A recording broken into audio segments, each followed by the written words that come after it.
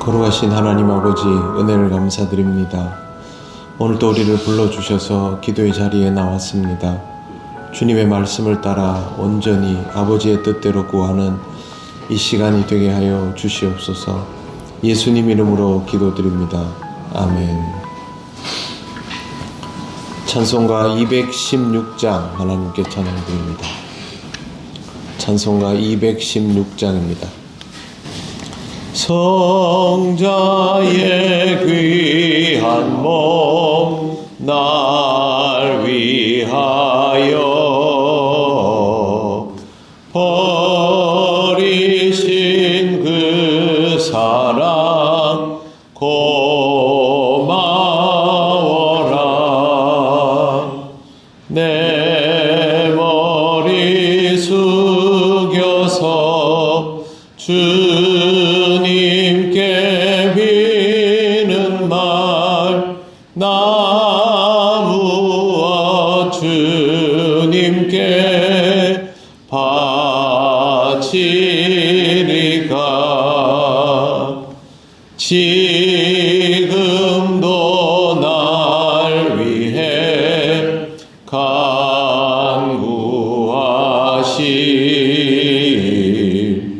이 옅은 믿음이 아옵나니 주님의 참사랑 고맙고 놀라워 찬송과 기도를 쉬지 않네.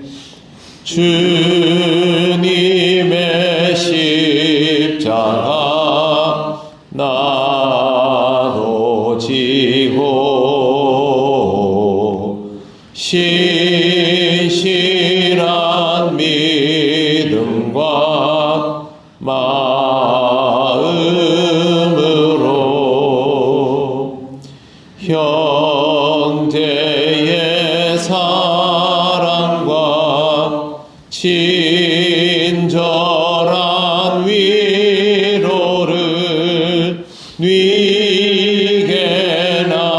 베풀게 하옵소서. 만 가지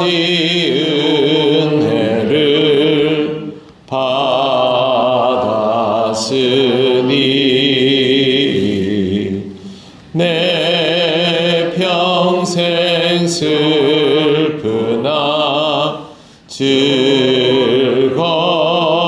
즐거우나 이 몸을 온전히 주님께 바쳐서 주님만 위하여 늘 살겠네.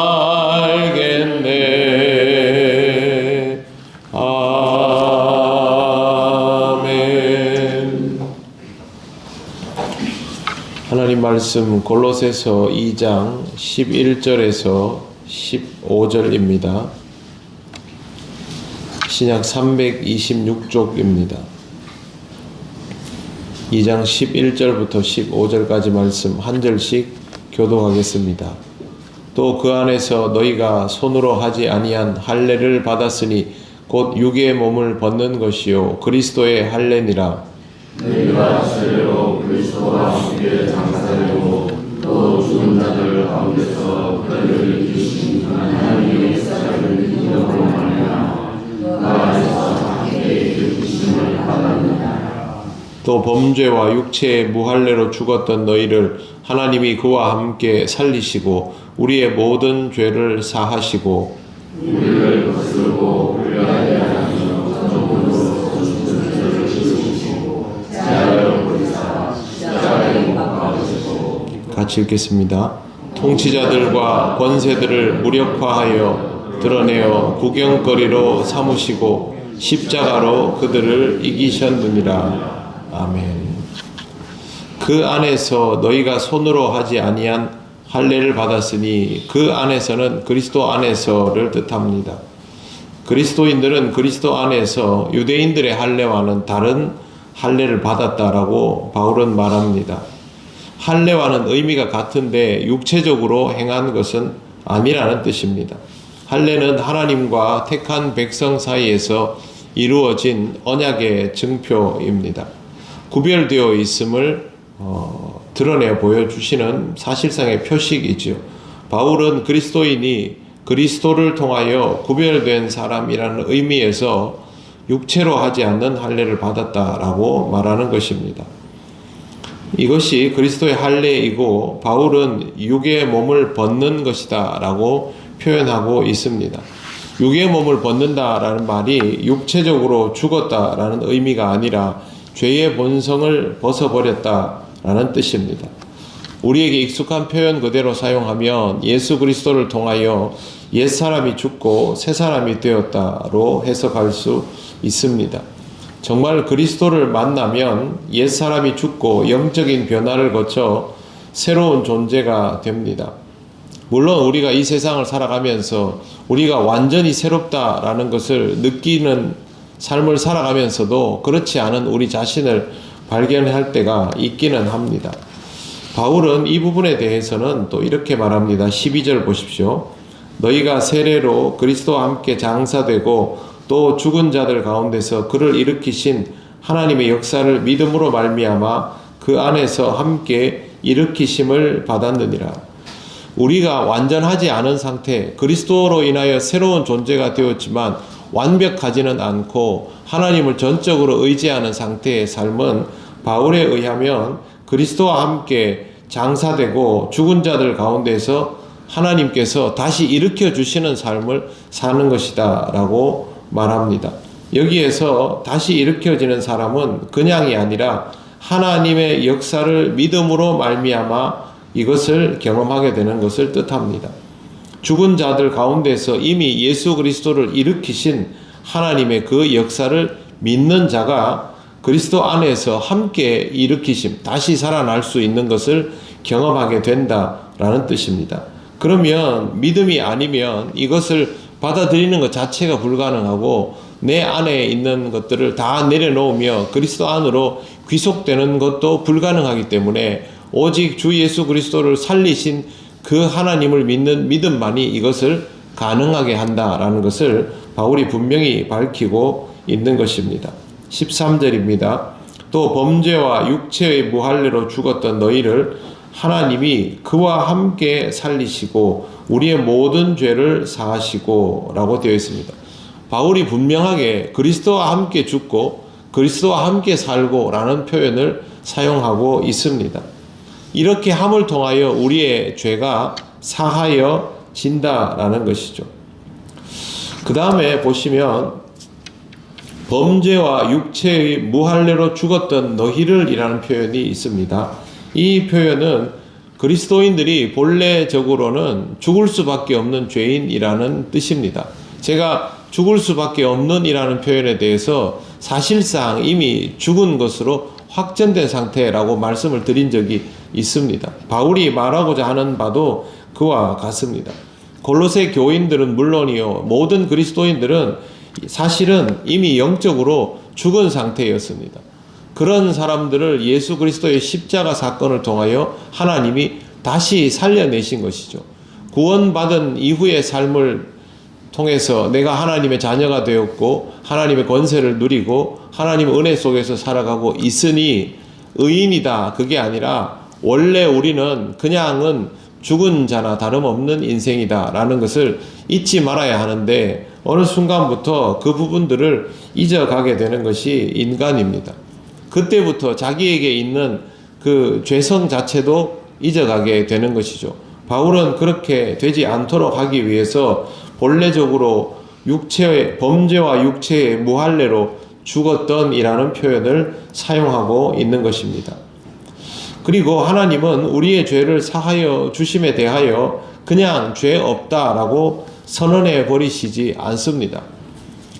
지도자들이 그 죄인을 사면해 주지 않습니까? 대통령의 권한으로 이렇게 사면하는데 사실 그 사람들의 죄를 지도자가 일방적으로 없애주는 것이죠. 그런데 하나님께서는 그 정도를 못 하시겠습니까? 없다 해주면 되지 않습니까? 완전히 새로 지우고 다시 하자 하면 되지요. 그러나 공의로우신 하나님은 그 방법이 아니라 우리의 죄를 예수께서 짊어지시고 죽으시도록 해서 온전히 대속하게 하심으로 하나님의 공의를 이루십니다.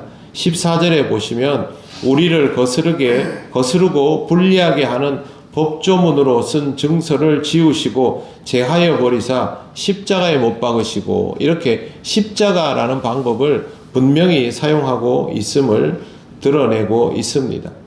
그런데 이 방법은 세상의 통치자들은 쓰지 않는 방법이고 세상의 권세자들은 힘으로 통치하지요. 하나님은 그렇게 하시지 않습니다. 그런데 여러분 일반적으로 보시기에 힘으로 통치하는 것과 힘으로 통치하지 않는 것 중에 무엇이 더 강력해 보입니까?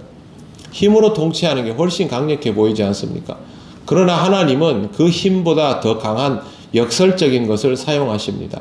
그것이 바로 십자가 사랑입니다. 독생자를 내어주셔서 십자가를 지고 죽게 하심을 통하여 우리의 죄를 함께 도말하여 주시고 다시 살아나심을 통해서 우리에게 부활의 삶이 있음을 확증하여 주셨습니다.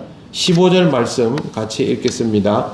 통치자들과 권세들을 무력화하여 드러내어 구경거리로 삼으시고 십자가로 그들을 이기셨느니라. 아멘.